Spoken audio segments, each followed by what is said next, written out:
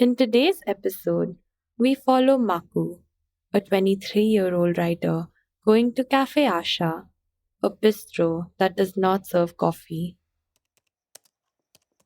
The steady tap of keys continued through the night. It stayed as the sky turned from cold blackishness to a wonderful cobalt hue. And then came azure with streaks of gold, almost like a painting getting its final brushes. The first cars of the day were warming up for a long journey ahead. Some were going to work, and others looked to be heading home. And then there were those who were still undecided on the direction to take. The world was slowly waking up. When the sky outside her window turns lighter, Maku finally stops typing. She stretches while looking at the storm of cars whizzing past on the highway.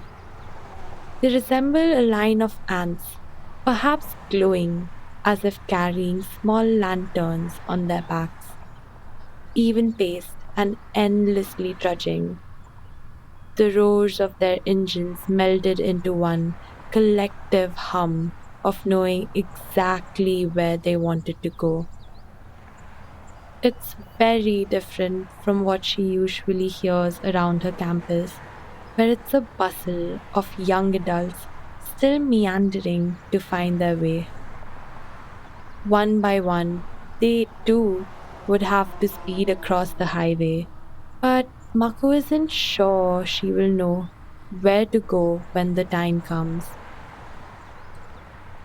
Turning to her screen, she notes her word count, a solid 13,000 words, and decides she can stay up long enough to type a couple thousand more. It's roughly an hour and a half's work for her. If not for her exhaustion from staying up, she would have tried to finish her draft at that very moment. But her back aches and her fingers throb. An inkling of a headache and the threat of falling asleep lingers in her mind. Perhaps it is time for some coffee. Her chair creaks as she gets up, walking across the marble tiles of a studio apartment. She collects loose sheets and wrappers on her way to the kitchen. Her temporary house looks small, especially with the furnishing, but she has grown to like it. The olive green sofa, the antique teak tables, and the chest of drawers have a surprisingly calming effect. They feel like a home, her home. When she had first arrived, her bookshelf spanning the entire wall beside her bed had appeared like a subtle threat. Right, it warned her. That's what you're here for. Now it was more of a reminder that she had deadlines to meet. She fetches some instant coffee. She had again forgotten to buy her favorite brand of beans, so this would have to do. Her favorite cup and the violet spoon are picked up as a part of this well practiced routine. She stops, sighs, and then places all these items back on the marble counter, staring partially at the objects and partially into space. She realizes instant coffee won't do right now. She needs real coffee, the kind she can roll around her tongue to discover different accents or flavors that she was yearning for. Maybe some fresh air will wake her up, she thinks to herself. Closing her windows and without bothering to change, she grabs her laptop and goes out. The elevator stops on the ground floor with a ding. Footsteps echo through the empty lobby. It's 9 in the morning. Too early for the world, but too late for those around her. Everyone in the building, including Maku, has a deadline at noon. From her experience, she knows the elevator would be stopping at every floor, inhaling more people than it could handle soon. Everyone would be rushing out of their study dens a minute after the deadline. Maku exits the building, and it's a spring day outside the hall. She turns to the cobblestone path that connects all the buildings together. Eucalyptus trees line the passage on both sides, with small yellow flowers growing along creepers at their base. A light breeze drifts through the area, carrying the chirping of faraway birds. And though it's empty, the human presence all around was unmistakable. Looking behind her, the hall seems rather plain, nothing remarkable about it. In fact, a stranger visiting campus for the first time might even think it's the most boring property here. But Mako finds its plain appearance quite clever. In its simplicity, it can really look like anything in this world: an apartment, an office, a school, a secret dungeon, or a space station. The building looks like a limitless world of stories to her. The painter's residency right across is a complete contrast in appearance. Its exterior has abstract shapes and solid colors.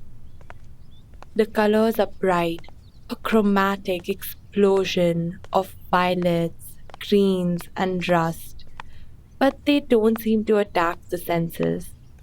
The hall exudes silence and immobility, yet the shapes sway softly as you look across the walls.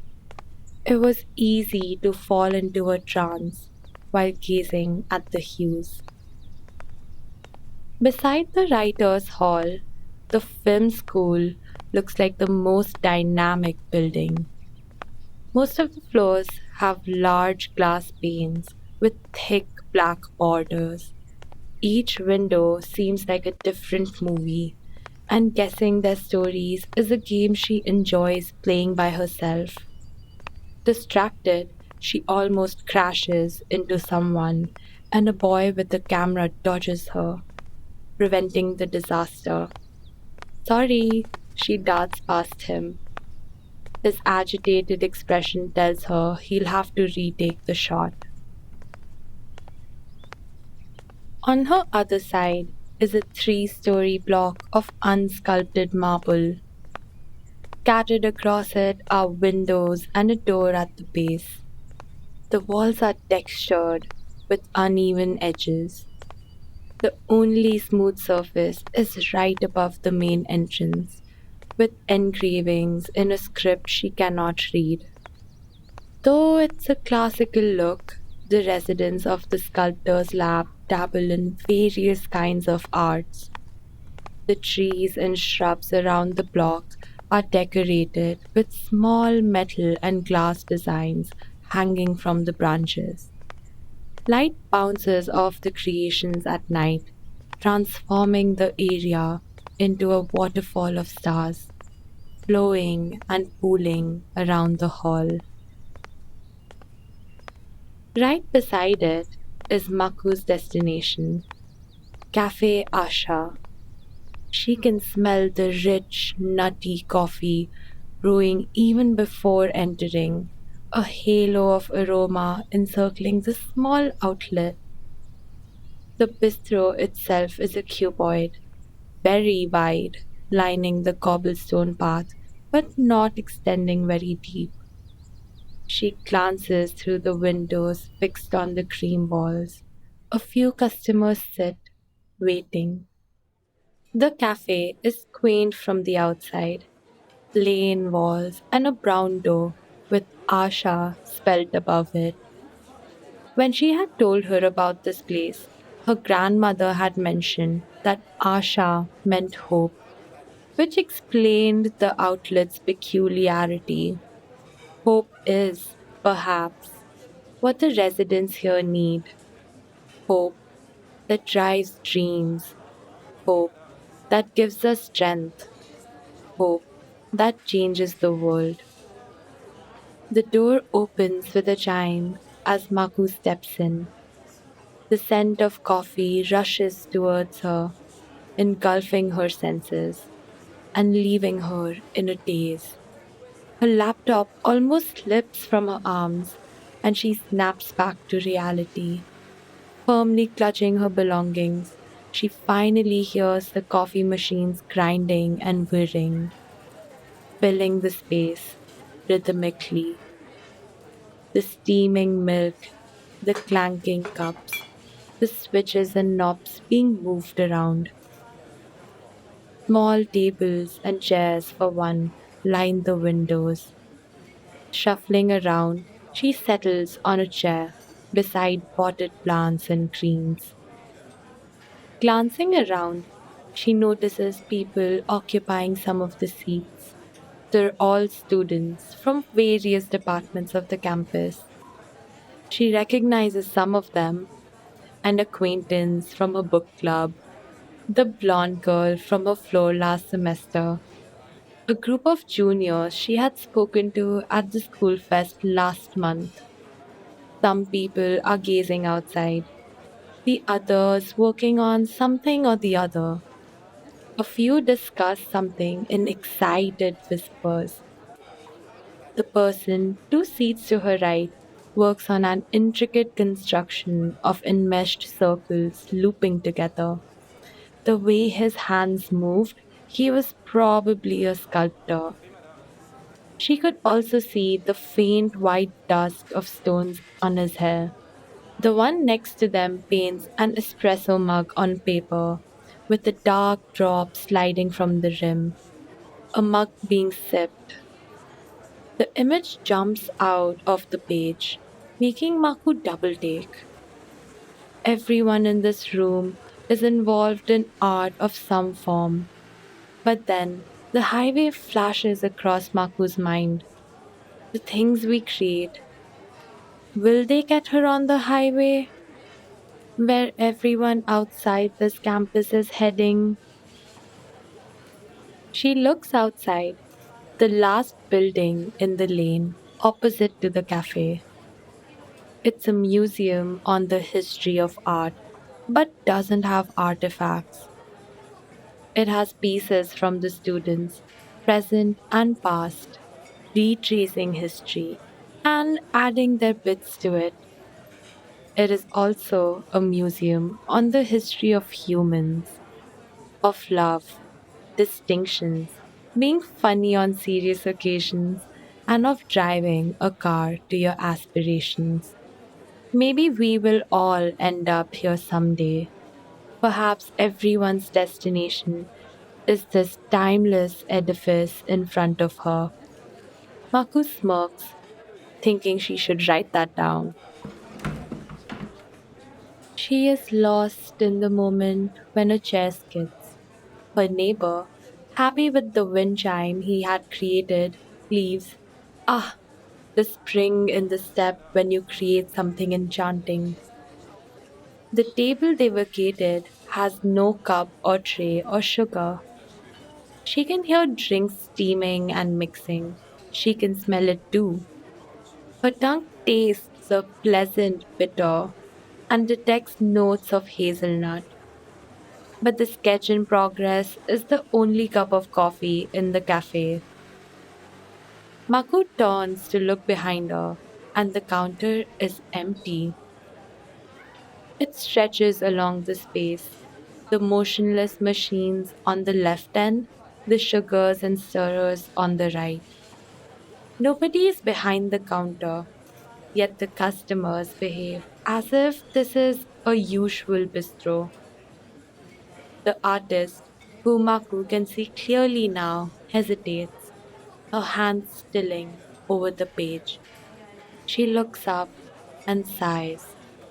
With furrowed brows, she mulls over something. After a long moment, she lets out a deep breath. and her brush flicks with confidence again. Maku stops staring at her and looks outside. She sets up her laptop, propelled to move by the noise that stays the same, the smell of hope and the view of reassurance. Opening her draft, she stretches her arms and starts typing again, the world fading away, drowning her in silence.